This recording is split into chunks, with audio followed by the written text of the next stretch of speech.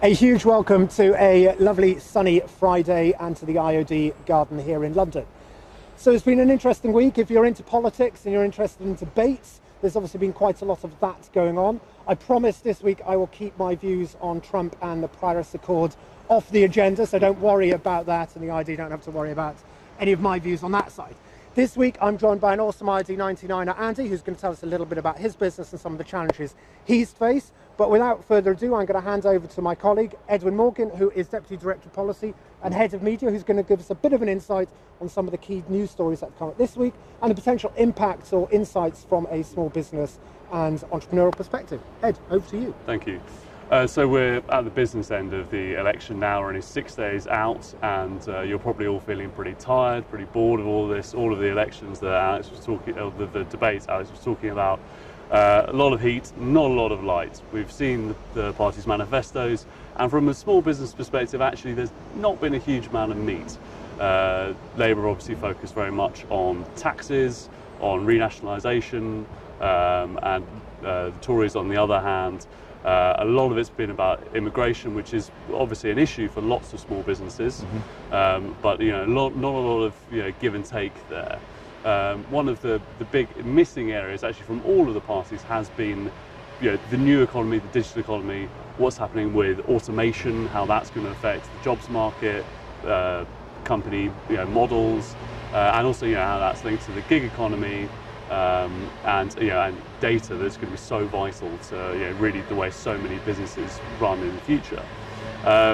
Not to be left out, we've actually been focusing on this stuff, on really trying to drill down onto what changes to the growth of self-employment, the growth of gig working, what that actually means for our members, for lots of the 99 members, but business in general. So today actually we have a report out which is making recommendations to the government on how we clarify the rules so companies and workers both know what is genuine self-employment. When you've got the right amount of autonomy, you can set your own hours, you are really working for yourself, and what is actually more like employment, where you should have some more of the rights and the benefits that go with it. This is all these are the big questions that are actually going to matter a huge amount in the long term. Possibly long term, you can say even more than Brexit, which is going to dominate things for the next couple of years. Parties have talked about it a lot, but again, not a huge amount of detail. We've had strong and stable leadership. I'm the person to take us through it from Theresa May. Corbyn, slightly less clear what exactly he wants from Brexit. Again, we know no single market, no freedom of movement, but these are sort of negative lines. We don't really know from either of the parties what their vision of Brexit would be, what the final trade deal would look like. But of course, businesses are going about business most of the rest of the time. They're not poring over these manifestos in great detail, and it frankly would be a waste of time, most of them, because things change. It shows that you really can't take your eye off the ball, because we were talking about earlier, BA have had a serious problem this week with what looks like a massive IT failure. That could even be as simple as someone turning off the wrong switch. We hope it's not that. But these are.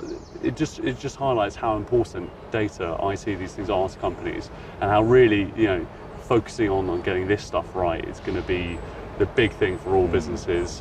Kind of with politics in the background, I suspect, for most of our members.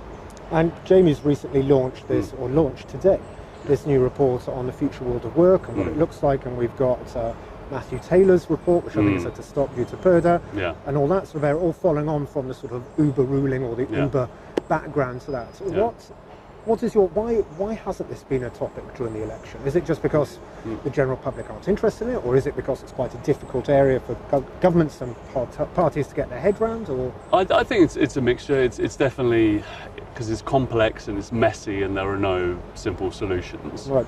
The one political knee-jerk way of doing it is to increase regulation a lot more and clamp down on all forms of flexible working and self-employment.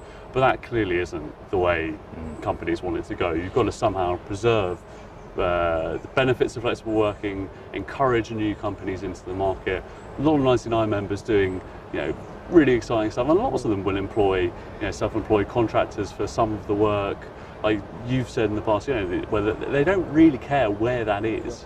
The nature of modern businesses, it can be, in the UK, it can be other parts of the world, and frankly, the harder you make it here, the more likely it will be you'll employ someone elsewhere, which really can't be what any politician should want. It's all about talent and skills, really. That's what it comes down to growing Yeah. business. And Andy, bringing in you, great 99er, very proactive in the network. Can you tell us a little bit about what you do, what your business does, and possibly one or two of the challenges you feel you're facing or your sector is? It would be a pleasure to do so, especially on such a lovely day in London. My business, ATAC, is a management consultancy firm which specialises in information security management. We focus specifically on SMEs, and effectively we act as a one-stop shop for small, medium enterprises to get all of their security needs helped with, essentially. You often find that there's quite a gap between large corporations and smaller enterprises, and everybody knows that the data is an issue. They know that security of their data is an issue, but how do you go about this? And unfortunately, at the moment, what we're seeing is it's still that head in the sand approach. It won't happen to me, but it will. It's coming. If it's not hit you already, it most definitely will in the future. So we offer services, everything from basic audits all the way through to technical vulnerability scans, through to what's quite an exciting area, cyber war games. Okay. So you can actually live a cyber incident and see how you'll react, because all people react differently in stressful situations. It's been fun times. IoD, as far as I'm concerned, has been that shoulder I've needed throughout the startup phase of the company. We haven't even had to pay you to say that. No, I know, it's completely free, that was. And yes, it's been there as that shoulder, which has been essential for us. Been very interesting as well to see the views of other startups, or other small, medium enterprises. So, and what are some of the challenges you faced or you feel that small businesses are having to contend with at the moment? As well as, obviously, as Ed mentioned, some of the cyber issues, and we tend to think it's a big business thing of getting attacked and getting these sort of hacking attacks and things like this. What are some of the issues that you see, not only with your clients, but you yourself as well? Awareness is the big issue, I would say. Because of this, it won't happen to me. We haven't had enough experience of friends, neighbours, partners being breached and seeing the devastation that does actually take place. I believe there are figures that state that an SME, if they're hit by a cyber attack, are usually out of business in the next 6 months. Really? I think it's around 60%. That's a big hit. And when you think about the time, the effort, the blood, sweat and tears that you put into your business, to have it taken away from you, it's disturbing. And you see people that are really hit badly, and the true human effect of a breach. So I think and psychological one as well. most definitely. So awareness needs to be increased, most definitely. The GDPRs that are coming through. I'm sorry, GDPRs. General Data Protection Regulations. Exactly. There we go. Thank you very much. Yeah. Wow. From the EU. I was going for the acronyms there. And they're going to be dropping in next year, and will have a significant effect on businesses. And it's really important actually for all of our members, because don't think just because we're leaving the EU that you're not going to have to do this. It's happening now, so you have to comply. We need to share. What does that mean? If you don't comply, what does it actually mean? So a business, they're suddenly hearing about this and thinking, Christ, what should I do?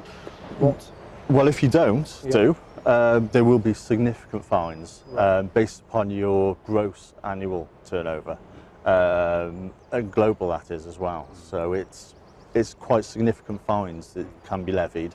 What does it mean? It's essentially good cyber hygiene. There are some really basic steps that people can take. It's often heard the London Digital Security Centre, who we work with, who are fantastic for small, medium enterprises in London. They're promoting these simple steps that people can take. So everything from patching your system, so update. Making sure that you know your environment, you know your devices that are sat within your business. Yep. Don't trust that friendly printer in the corner, because that is the evil. It will jump out on you when you're not looking. And whatever you do, it's not a good idea to get an internet-enabled kettle. Right. IoT can go too far with the Internet of Things. Just be mindful of what you have and how it can affect you. Internet-enabled kettles and Wi-Fi hotspots in your toaster are not the way forward. It's exciting. Just think, do you need it? And if you do, what effect will it have?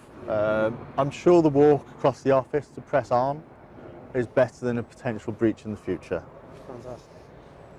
Andy, thank you so much, and Ed, thank you so much as well for your input. What we will do is we'll put some of these links through that have been mentioned so that you can find out what it means to you and your business and what you need to be aware of and how you need to be protecting yourselves. We'll also have a chat with the IoD's information service and see if we've got 1 or 2 fact sheets that we can link out to as well, just to provide you with the knowledge that you need to take your business forward. As they say, knowledge is power. In this area, I think it is absolutely crucial to be aware of what is happening and what you're going into so you don't get those fines. So again, a huge thanks to Andy, a massive thanks to Ed for joining us as well, and thank you all very much for watching. Again, if you're not a 99 member, do sign up. It is an awesome network. We're over 1,500 now members, so it is a great, growing, fast-growing network for founders and small businesses which are growing. Just remains for me to say, have a great weekend and see you next week after the election.